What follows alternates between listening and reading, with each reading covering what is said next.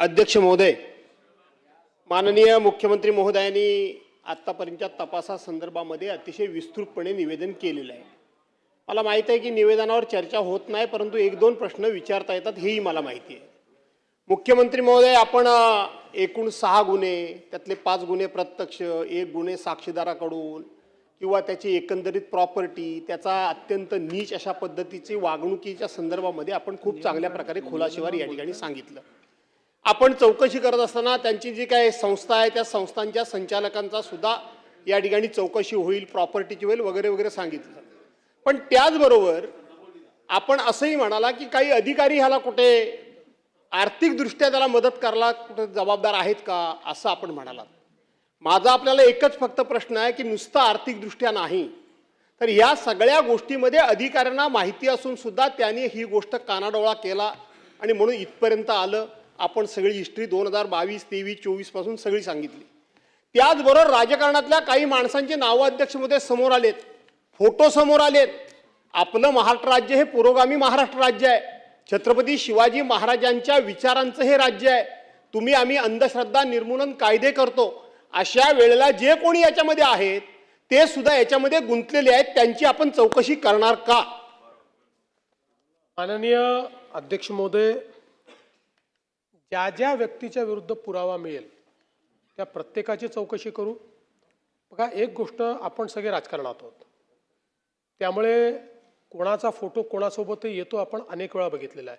नुसता कोणाचा फोटो कोणासोबत आहे यावरनं त्याला आरोपी करता येणार नाही। पण आता आपण डिलीटेड डेटा पण या ठिकाणी संपूर्ण काढतोय, त्यामुळे डिलीटेड डेटामध्ये कोणाचा संपर्क होता का, कोणी व्यवहार केला आहे का, कोणी मेसेजेस केले आहे का, या गोष्टीत जो कोणी असेल त्या प्रत्येकाची याच्यामध्ये चौकशी केली जाईल।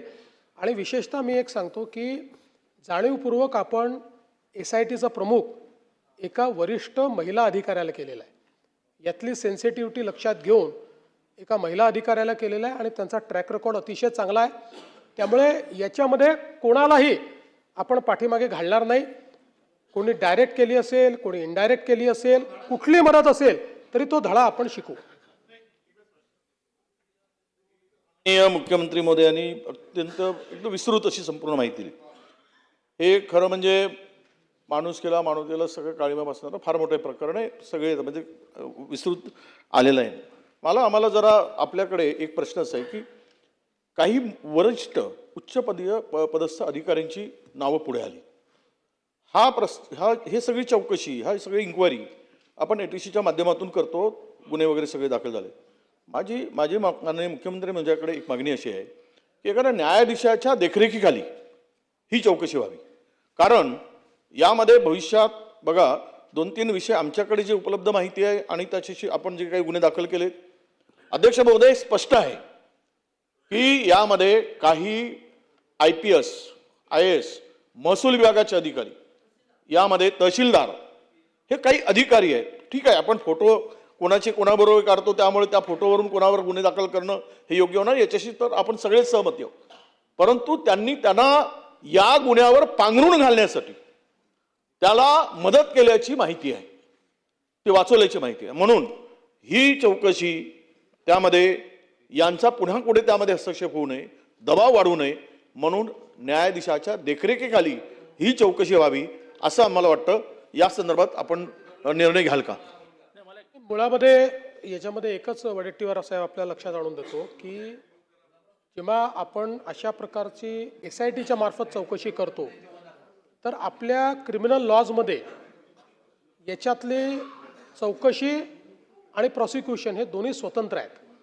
त्यामुळे तिथे आपल्याला कुठेही न्यायालयाचा हस्तक्षेप नसतो, न्यायमूर्तीच्या अध्यक्षतेखाली करता येत नाही। एखाद्या केसमध्ये कोर्ट स्वतः ठरवू शकतं की बाबा याच्यात चौकशी ठीक चालली नाही, त्यामुळे चौकशी अधिकारी, त्यातही त्यांची देखरेख म्हणजे चौकशी अधिकाऱ्यांनी आमच्याकडे येऊन त्याचा अहवाल वेळोवेळी सादर करावा।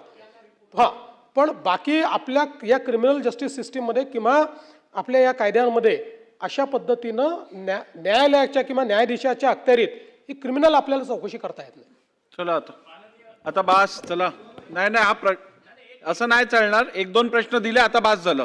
चला बिल घ्या, सायटेशन द्या, झालं। ते नंतर घ्या, आता बिल काढा. चला महोदय, बिल काढा, द्या सायटेशन द्या.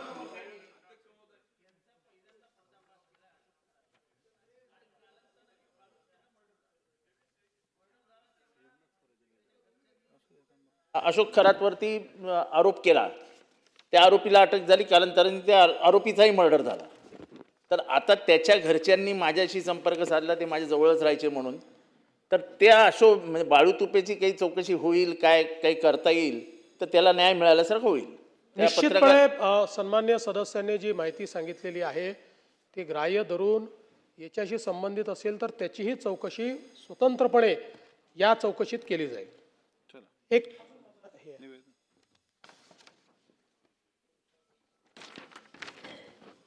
अध्यक्ष महोदय, ठाणे शहरातील मुंब्रा परिसरात झालेल्या गोळीबारासंदर्भात माननीय विधानसभा सदस्य श्री जितेंद्र आव्हाड यांनी उपस्थित केलेला जो मुद्दा होता त्याचं वस्तुस्थितीदर्शक निवेदन मी करतोय. सदर घटना ठाणे शहरातील मुंब्रा परिसरात घडलेली आहे. दिनांक 7/3/2026 रोजी पहाटे 5 वाजता श्री नदीम मोइनुद्दीन खान वय 45 राहणार अल्मास कॉलनी कौसा मुंब्रा तालुका जिल्हा ठाणे यांच्या घराबाहेर उभी असलेल्या निळ्या रंगाचे स्विफ्ट डिझायर वाहन क्रमांक MH3 CM 5900 यावर सदर गुन्ह्यातील आरोपी शहाबाज उर्फ शब्बू मुन्ना शमशाद कुरेशी वय 28 राहणार अमीन पॅलेस महापे रोड मुंब्रा तालुका जिल्हा ठाणे व अज्ञात इसम यांनी गोळीबार केला. घटनेची माहिती मिळताच पोलीस तात्काळ घटनास्थळी पोहोचले असता त्यांना सदर ठिकाणी गोळीबार झाल्याचे समजले. घडलेल्या घटनेबाबत पोलिसांनी नदीम मोइनुद्दीन खान उर्फ बाबा खान यांच्याकडे अधिकची विचारपूस केली असता ते सोशल मीडियावर सक्रिय असून सोशल मीडिया इन्फ्लुएन्सर आहेत. ते विविध सामाजिक विषयांवर छोटे छोटे रील बनवून समाजामध्ये जनजागृती करण्याचे काम करत असतात. त्यांना त्यांच्या मोबाईल फोनवर तसेच सोशल मीडियावर वारंवार जीवे मारण्याच्या धमक्या येत असल्याचे त्यांनी त्यांच्या जबाबात नमूद केले आहे. त्याच दरम्यान आरोपी आचार गल्ली परिसरात असल्याची माहिती पोलिसांना मिळाल्याने तिथे जाऊन आरोपीस पकडताना आरोपीने पोलिसांच्या आदेशास न जुमानता पोलीस पथकावर तसेच जमलेल्या जमावावर गोळीबार केला. त्यावेळी जमावातील 2 लोकांना गोळी लागल्याने ते जखमी झाले. त्यानंतर पोलिसांनी आरोपीचा पाठलाग करून त्यास पकडले. सदर जखमी इसमांना उपचारांती दवाखान्यातून डिस्चार्ज करण्यात आले आहे. सदर गुन्ह्यातील आरोपी शहाबाज उर्फ शब्बू मुन्ना शमशाद कुरेशी व अज्ञात इसम यांचे विरुद्ध मुंब्रा पोलीस ठाणे येथे गुन्हा रजिस्टर क्रमांक 322-200 लोकशाही मराठी ऐका, पहा, जागरूक रहा.